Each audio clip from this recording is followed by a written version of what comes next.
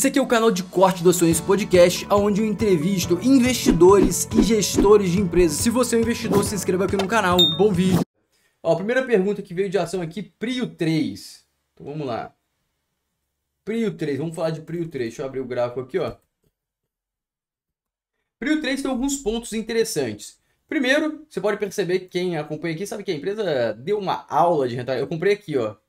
Eu comprei aqui, era R$16, porque rolou vários desdobramentos. Eu vendi mais ou menos aqui, se eu não me engano. Foi aqui, foi antes da pandemia que eu vendi. Eu vendi aqui. Ganhei 300 e poucos por cento. Um excelente investimento para mim, por sinal. O que a gente tem que olhar em Prio? Prio está aumentando muito a produção, fazendo excelentes negócios. Mas, para falar de Prio, a gente tem que olhar o... Comer. Trend... Comer. Que é a cotação do petróleo. Segundo a Yellen, que é lá a presidente do Banco Central americano, teoricamente, o petróleo deve subir. Eu não acredito muito no que as pessoas falam, assim, por falar, mas eu gosto de entender os fundamentos das observações que as pessoas falam. E a Yellen está falando isso possivelmente pelo aumento da demanda da Europa e também por uma possível crise aí prejudicando a oferta da Rússia. E também a OPEP está mexendo seus pauzinhos lá para abaixar o preço e pode ser que aconteça. Então, Prio, se isso aqui cair muito, vai prejudicar bastante o resultado. E vocês têm que saber o seguinte, que é muito importante, presta atenção nisso. Isso aqui não cai proporcionalmente no resultado. Como assim, Fernando? Vamos supor que tô especulando, tá bom? Só para facilitar a conta. Vamos supor que o custo de extração da Prio seja R$20, tá bom? 20 dólares, 20 dólares e ela vai vender a 100 dólares, tá bom? Então, beleza. De 20 dólares de custo, se ela vender a 40, ela tá dobrando. Ela tá ganhando 20 dólares de ganho.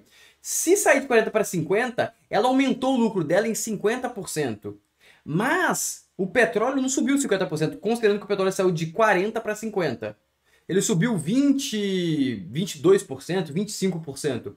Ou seja, subiu 25% que dobrou o lucro.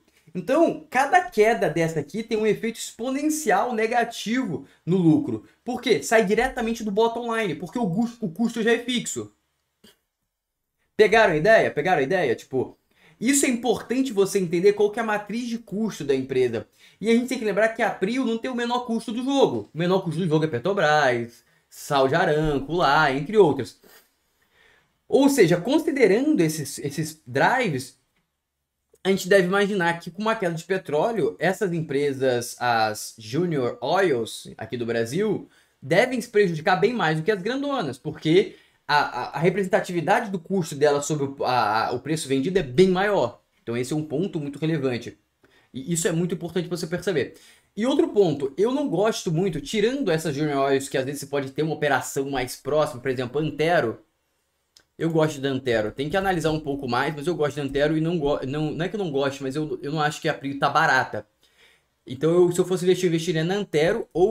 E aí o mercado não cobre tanto quanto as outras. E ela tem um caso que se ela consegue dar um tiro e acertar o buraco que tem a petróleo, ela exponencializa.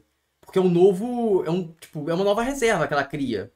Então é um jogo mais arriscado, porque ninguém sabe se ela vai acertar. Só que na minha opinião ela tem muito dinheiro. Ela tem 1,7 bilhão em caixa e o dinheiro está dolarizado, o que reduz um pouco o risco, já que os custos para você perfurar um poço são mais dolarizados. Então, teoricamente, ela está bem posicionada, na minha opinião. Deixa eu entrar aqui também para mostrar. Então, considerando isso, é uma empresa que vale a pena ficar de olho. Não é uma empresa extremamente barata, tá de graça. Não é. Mas, teoricamente, podemos ver aí um resultado muito grande, principalmente se o petróleo não cair de forma absurda. Aqui, ó, 992 milhões de dólares de caixa líquido. Eu acho que tá um pouco mais que isso. Se eu não estou enganado, é 1,4 correto, mas eu não tenho certeza. Mas de qualquer forma, se for 1 bilhão aí, ela já tá com zero dívida e tem 1 bilhão. Então ela tem espaço de gastar 1 bilhão e de alavancar aí mais uns 500 milhões no mínimo, na minha opinião, tá?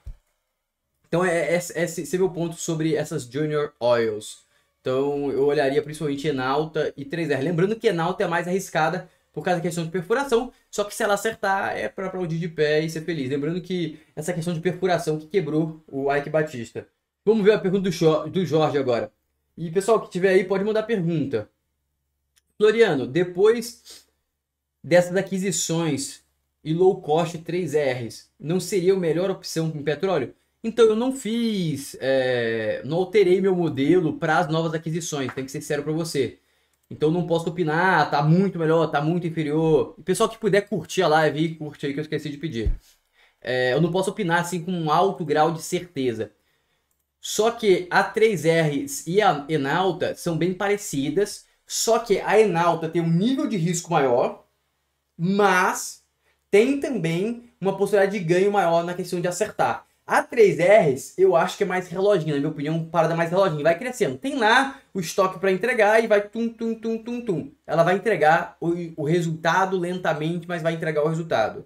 Eu acho que a 3Rs é esse case e já a Enalta é um case mais complexo. Só que, se a Enalta for bem sucedida, ela pode repetir o caminho da Prio. O que é repetir o caminho da Prio? Cara, exponencializar.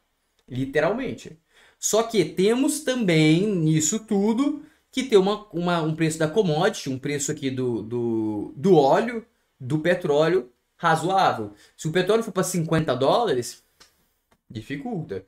Ah, não é que ela não vai dar dinheiro? Não, pode dar dinheiro, mas aí você tem que entender que ela perdeu uma margem absurda ali, de qualquer forma. Beleza? Deixa eu ver as próximas perguntas.